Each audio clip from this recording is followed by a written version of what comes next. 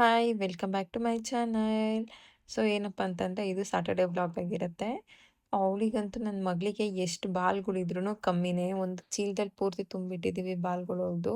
So ಅದನ್ನು ತೊಗೊಂಡು ನಾನು ಆಚೆ ಹೋಗ್ತೀನಿ ಅಂತ ಅಂತಿದ್ಲು ಆಟ ಆಡೋದಕ್ಕೆ.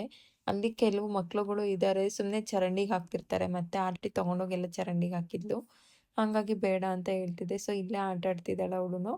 ಸೊ ನಾವು ಹಾಗೇನೆ ಸ್ವಲ್ಪ ಎಮ್ ಜಿ ರೋಡಿಗೆ ಬೇರೆ ಹೋಗೋದಿತ್ತು, ನಮ್ಮ ಅತ್ತೆಗೆ ನೈಟಿ ಬೇಕಿತ್ತು.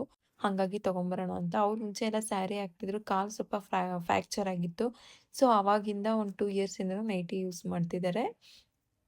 ಸೊ ತೊಗೊಂಬರೋಣ ಅಂತ ಅಂದ್ಕೊಂಡು ಹೊರಡ್ತಿದ್ವಿ. ಸೊ ಹಾಗೆ ಸ್ವಲ್ಪ ಬಟ್ಟೆಗಳೆಲ್ಲ ವಾಶ್ ಮಾಡಿರೋದಿತ್ತು. ಅದನ್ನು ಕೂಡ ಎಲ್ಲ ಮಡ್ಚಿಟ್ಬಿಡೋಣ ಅಂತ ಹೇಳ್ಬಿಟ್ಟು ಮಡ್ಚಿಡ್ತಾ ಇದ್ದೆ. ಶಾನು ಕೂಡ ಬಂದು ನಾನು ಮಡ್ಚಿಡ್ತೀನಿ ಅಂತ ಹೇಳ್ಬಿಟ್ಟು ನಾನು ಆಚೆ ಎಲ್ಲ ಚಾಪೆ ಮೇಲೆ ಹಾಕ್ಕೊಂಡು ಮಡಿಚ್ತಾ ಇದ್ದೀನಿ. ಬಟ್ ಅವಳು ರೂಮ್ ಒಳಗಡೆ ಒಂದು ಪ್ಯಾಂಟ್ ತೊಗೊಂಡೋಗಿ ಅವ್ರ ಅಪ್ಪಂದು ಮಡಿಚ್ತೀನಿ ಅಂತ ಹೇಳ್ಬಿಟ್ಟು ಫೋಲ್ಡ್ ಎಲ್ಲ ಮಾಡಿದ್ಲು ನೀಟಾಗಿ. ಅದು ತುಂಬ ಚೆನ್ನಾಗೇ ಫೋಲ್ಡ್ ಮಾಡಿದ್ಲು ಗೊತ್ತಾ ಗೈಸ್. ನೋಡಿ ಅವಳು ಯಾವ ಥರ ಫೋಲ್ಡ್ ಮಾಡ್ತಾಳೆ ಅಂತ. ಎಷ್ಟು ನೀಟಾಗೆಲ್ಲ ಮಡ್ಚಿಟ್ಲು. ಅವಳು ಕೂಡ ಚಿಕ್ಕ ಬಟ್ಟೆಗಳು ಅವಳದು ಮತ್ತು ಈ ಥರ ಪ್ಯಾಂಟ್‌ಗಳೆಲ್ಲನೂ ನೀಟಾಗಿ ಮಡ್ಚಿಡ್ತಾಳೆ ಅವಳುನು. ಸೊ ವಿಡಿಯೋದಲ್ಲಿದೆ ನೋಡಿ ಅವಳು ಯಾವ ಥರ ಮಡ್ಚಿಡ್ತಾಳೆ ಅಂತ. ತುಂಬ ಚೆನ್ನಾಗಿ ಮಡ್ಚಿಟ್ಲು. ಸೊ ಅದಕ್ಕೆ ಹೆಣ್ಮಕ್ಳಾದ್ರೆ ಇರಬೇಕು ಅಂತ ಹೇಳೋದು, ಹೆಲ್ಪ್ ಮಾಡ್ತಾರೆ ಅಮ್ಮಂದಿರಿಗೆ ಅಂತ. ಸೊ ಅವಳಂತೂ ಈ ಥರ ಎಲ್ಲ ಕೆಲಸನೂ ಮಾಡ್ಕೊಡ್ತಿರ್ತಾಳೆ, ಬರ್ತಾಳೆ ಹೆಲ್ಪಿಗೆ ಮಧ್ಯ. ನೋಡಿ ಅವಳು ನೀಟಾಗಿ ಅದು ಹೆಂಗೆ ಅಂತಂದರೆ ಐರನ್ ಮಾಡಿರೋ ಥರ ಅವಳು ಫೋಲ್ಡ್ ಮಾಡ್ತಾಳೆ. ಕೆಳಗಡೆ ಹಾಕಿ ನೀಟಾಗಿ ಬರಲಿಲ್ಲ ಅಂತಂದರೆ ಅದನ್ನ ಕೈಯಲ್ಲೆಲ್ಲ ಹಿಂಗೆ ಒತ್ತಿ ಅದನ್ನು ರೆಡಿ ಮಾಡಿ ನೀಟಾಗಿ ಸರ್ವ್ ಮಾಡಿಬಿಟ್ಟು ಈ ಥರ ಫೋಲ್ಡ್ ಮಾಡ್ತಿರೋದು. ಒಳ್ಳೆ ಐರನ್ ಮಾಡೋ ಥರ ಮಡಚ್ತಿದ್ದಾಳೆ ಅವಳು. ಸೊ ಅವಳು ಮಡಚ್ತಿರೋದೇ ಒಂಥರ ಆ ಥರ ನೋಡೋದಕ್ಕೆ ಒಂಥರ ಖುಷಿಯಾಗುತ್ತೆ. ಆ ಥರ ಮಡಚ್ತಿದ್ದಾಳೆ ಅವಳು. ಸೊ ನೋಡಿ ಎಷ್ಟು ಚೆನ್ನಾಗಿ ಕಾಣಿಸ್ತಿದೆ. ಒಳ್ಳೆ ಐರನ್ ಮಾಡಿ ಇಟ್ಟಿದ್ದಾರೇನೋ ಅನ್ನೋ ಥರ ಮಡಚ್ತಿದ್ದಾಳೆ. ಇಷ್ಟು ಆಯಿತು. ಸೊ ಇದೇ ಥರ ಅವ್ರ ಅಪ್ಪಂದು ಇನ್ನೂ 2, 3 ಪ್ಯಾಂಟ್ಸ್ ಇದ್ದಾವೆ. ಅದನ್ನೆಲ್ಲ ಅವಳೇ ಮಡಚಿಟ್ಟಿದ್ದಾಳೆ. ತೋರಿಸ್ತೀನಿ ನೋಡಿ ಈಗ. ನೋಡಿ ಈ ಪ್ಯಾಂಟ್ಸ್ ಎಲ್ಲನೂ ಅವಳು ಅವ್ರ ಅಪ್ಪಂದು ಅವಳೇ ಮಡಚಿಟ್ಟಿರೋದು. 3 ಪ್ಯಾಂಟ್ ಮಡಚಿಟ್ಟಿದ್ದಾಳೆ. 3 ಕೂಡ ಅವಳೇ ಮಡಚಿಟ್ಟಿರೋದು. ಹಾಗೆ ಬಂದು ನಾನು ಇನ್ನು ನಂದೆಲ್ಲ ನಾನೇ ಮಡಚಿಟ್ಕೋತೀನಿ ಅಂತ ಅವಳ ಡ್ರೆಸ್ ಎಲ್ಲ ತೆಗ್ದಿಟ್ಕೋತಾ ಇದ್ಲು, ನಾನೇ ಎತ್ತಿಟ್ಕೋತೀನಿ ಅಂತ. ಏನಪ್ಪ ಅಂತಂದರೆ ಮಕ್ಕಳಿಗೆ ಈಗಲಿಂದನೇ ಪುಟ್ಟ ಪುಟ್ಟ ಕೆಲಸಗಳು ಅವ್ರ ಕೈಲಿ ಆಗೋವಂಥದ್ದು ನಾವೇ ಹೇಳ್ಕೊಡ್ಬೇಕು, ಮಾಡ್ತಾರೆ. ಬಟ್ ಇನ್ನು ಮಕ್ಕಳಲ್ವಾ ಅಂತ ಬಿಡ್ತಿದ್ರೆ, ಸೊ ನಾವೇನು ಕರ್ದು ಹೇಳ್ಕೊಡೋದು ಬೇಡ. ಅಟ್ಲೀಸ್ಟ್ ಅವ್ರು ಬಂದಾಗ ನಾವು ಸ್ವಲ್ಪ ಅವರಿಗೆ ಕೊಟ್ಟರೆ ಅವ್ರಿಗೂ ಕೆಲಸ ಈ ಥರ ಮಾಡ್ಕೊಂಡು ಹೋಗ್ತಿರ್ತಾರೆ. ಸೊ ಅವಳೆಲ್ಲ ಚಿಕ್ಕ ಬಟ್ಟೆ ಎಲ್ಲ ಆರಿಸ್ಕೊತಿದ್ದಾಳೆ, ನಾನು ಮಡ್ಚ್ಕೊತೀನಿ ಇವನ್ನೆಲ್ಲ ಅಂತ. ಸೊ ಪ್ರತಿ ಸರಿನೂ ಅಷ್ಟೇ ಅವಳೇನಾದರೂ ಹಾಗೆ ಅವಳ ಬಟ್ಟೆ ಎಲ್ಲ ಅವಳೇ ಮಡ್ಚಿಟ್ಕೋತೀನಿ ಅಂತ ಹೇಳಿ ಮಡ್ಚಿಟ್ಕೋತಾ ಇದ್ಲು. ಹಾಗೆ ಎಮ್ ಜಿ ರೋಡಿಗೆ ಬೇರೆ ಹೋಗ್ಬೇಕಿತ್ತು. ನಾನು ರೆಡಿಯಾಗಿ ಹೊರಟ್ವಿ. ಎಮ್ ಜಿ ರೋಡಿಗೆ ಹೋಗಿ ಹಾಗೆ ನೈಟಿ ತೊಗೋಬೇಕಿತ್ತು ಅಂತ. ಸೊ ನನಗಂತೂ ನೈಟಿಗಳು ಹಾಕಿ ಅಭ್ಯಾಸನೇ ಇರಲಿಲ್ಲ. ಯಾವಾಗ ಅಂತಂದರೆ ನಾನು ಪ್ರೆಗ್ನೆಂಟ್ ಟೈಮಲ್ಲಿ ನಾನು ಹಾಕಿದ್ದು ನೈಟಿ ಅಂತ. ಸೊ ಆ ಟೈಮಲ್ಲಿ ಬಿಟ್ಟರೆ ಮತ್ತೆ ಈಗ ಸ್ವಲ್ಪ ಹಾಕೋದು ಕಮ್ಮಿದೆ ನೈಟಿ, ಜಾಸ್ತಿ ನಾನು ಯೂಸ್ ಮಾಡ್ತಿಲ್ಲ. ಸೊ ಹಾಗೆ ನೋಡೋಣ ಇಷ್ಟ ಆಯಿತು ಅಂದರೆ ನಾನು ಒಂದು ತೊಗೊಳ್ಳೋಣ ಅಂತ ಅಂದ್ಕೊಂಡಿದ್ದೆ. ಸೊ ಹಾಗೆ ಎಮ್ ಜಿ ರೋಡ್‌ಗೆ ಹೋದ್ವಿ.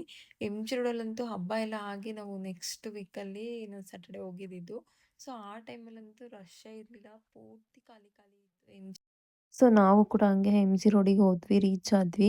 ಸೊ ಹಾಗೆ ನೈಟಿ ನಾವು ರೆಗ್ಯುಲರಾಗಿ ನೋಡೋ ಹತ್ರ ಹೋದ್ವಿ. ಅವರೆಲ್ಲ ಶಾಪ್ ಎಲ್ಲ ಕ್ಲೋಸ್ ಮಾಡಿದ್ರು. ಏನಕ್ಕಪ್ಪ ಅಂತಂದ್ರೆ ಹಬ್ಬ ಆಗಿ ಸ್ವಲ್ಪ ದಿನ ಆಗಿತ್ತಲ್ಲ, ಹಂಗಾಗಿ ಅವರು ರೆಸ್ಟ್ ತೊಗೊಂಡಿದ್ರು ಅನ್ಸುತ್ತೆ. ಸ್ವಲ್ಪ ಶಾಪ್ ಎಲ್ಲ ಕ್ಲೋಸ್ ಮಾಡಿದ್ರು.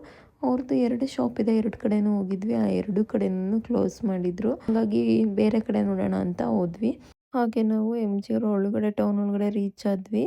ಹಾಗೆ ಅಲ್ಲಿ ಎಲ್ಲ ಕಡೆನೂ ಶಾಪ್ ಎಲ್ಲ ಕ್ಲೋಸ್ ಮಾಡಿದ್ರು. ನಾವು ರೆಗ್ಯುಲರಾಗಿ ತಗೊಳ್ಳೋ ಹತ್ರ, ಹಂಗಾಗಿ ಬೇರೆ ಕಡೆ ನೋಡೋಣ ಅಂತ ಹೋಗ್ತಾ ಇದ್ವಿ. ನೋಡಿಕೊಂಡು ಎಲ್ಲಾದರೂ ಕೇಳಿಕೊಂಡು ಹೋಗೋಣ ಅಂತ.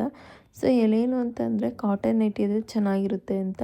ಸೊ ಒಂದು ಕಡೆ ನಮಗೆ ಯಾರೋ ಒಬ್ಬರು ರೆಫರ್ ಮಾಡಿದ್ರು, ಅಲ್ಲೇ ಅವ್ರದ್ದು ಇನ್ನೊಂದು ಶಾಪ್ ಇದೆ ಹೋಗಿ ಅಂತ, ಅಲ್ಲಿ ಬೇರೆಯವ್ರದ್ದು.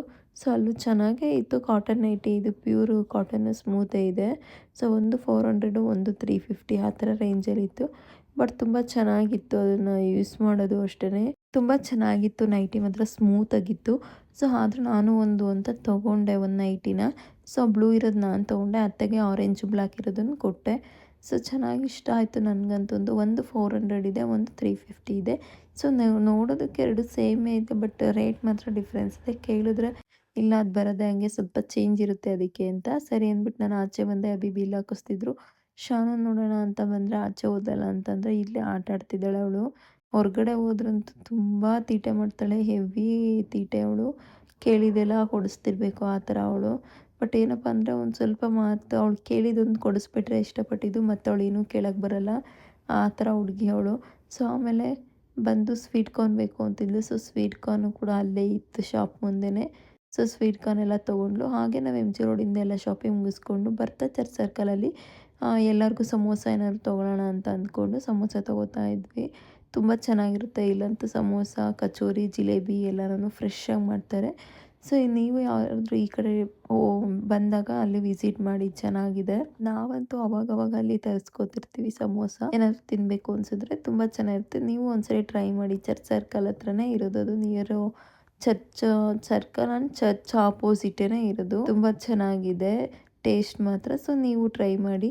ಹಾಗೆ ನಾನು ಮನೆಗೆ ಬಂದಾದಮೇಲೆ ಏನಪ್ಪ ಅಂತಂದರೆ ಸ್ವಲ್ಪ ಹೂರ್ಣ ಇತ್ತು. ಸೊ ಹಾಗೆ ಅದನ್ನು ಕಡುಬು ಏನಾದರೂ ಮಾಡೋಣ ಕರ್ಗಡ್ಬು ಅನ್ನೋ ಥರ ಹೂರ್ಣ ಎಲ್ಲ ಇಟ್ಬಿಟ್ಟು ಮಾಡಿ ಇಟ್ಟೆ.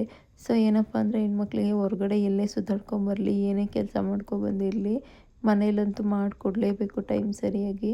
ಹಾಗಾಗಿ ಸೊ ಕಡುಬೆಲ್ಲ ಮುಗಿಸಿ ನಾನು ಅರ್ಜೆಂಟಿಗೆ ಏನಾಗುತ್ತೆ ಅಂದರೆ ದೋಸೆ, ಚಟ್ನಿ ಎಲ್ಲ ಇತ್ತು. ಹಾಗಾಗಿ ಸಾಂಬಾರು, ಚಟ್ನಿ ಎಲ್ಲ ಇತ್ತು. ಸ್ವಲ್ಪ ಮಧ್ಯಾಹ್ನದ್ದು ರೈಸ್ ಇತ್ತು. ಹಾಗಾಗಿ ನಾನು ರವೆ ದೋಸೆ ಹಾಕೋಣ ಅಂತ ರವೆ ಎಲ್ಲ ಕಲಸಿಟ್ಟಿದ್ದೆ. ರವೆ ಮತ್ತು ಸ್ವಲ್ಪ ಗೋಧಿ ಹಿಟ್ಟೆಲ್ಲ ಕಲಸಿ, ಅತ್ತೆಗೆ ಶುಗರ್ ಇರೋದ್ರಿಂದ ಅವರಿಗೆ ರವೆ ದೋಸೆ ಅಥವಾ ಗೋಧಿ ದೋಸೆ ಈ ಥರ ಬೇಕು. ಸೊ ಹಂಗಾಗಿ ಅನ್ನ ಇರೋದ್ರಿಂದ ಎಲ್ರಿಗೂ ಇದೇ ಮಾಡ್ಕೊಳ್ಳೋಣ ಅಂತ ಮಾಡ್ಕೊಂಡ್ವಿ ಇವತ್ತು. ಸೊ ಇವತ್ತು ವ್ಲಾಗ್ನ ಮುಗಿಸ್ತಾ ಇದ್ದೀನಿ. ಸೊ ಐ ಹೋಪ್ ಎಲ್ರಿಗೂ ಈ ವಿಡಿಯೋ ಇಷ್ಟ ಆಗಿದೆ ಅಂದ್ಕೋತೀನಿ. ಹಾಗೆ ನನ್ನ ಚಾನಲ್ನ ಸಬ್ಸ್ಕ್ರೈಬ್ ಮಾಡಿ, ಸಪೋರ್ಟ್ ಮಾಡಿ. Thank you all.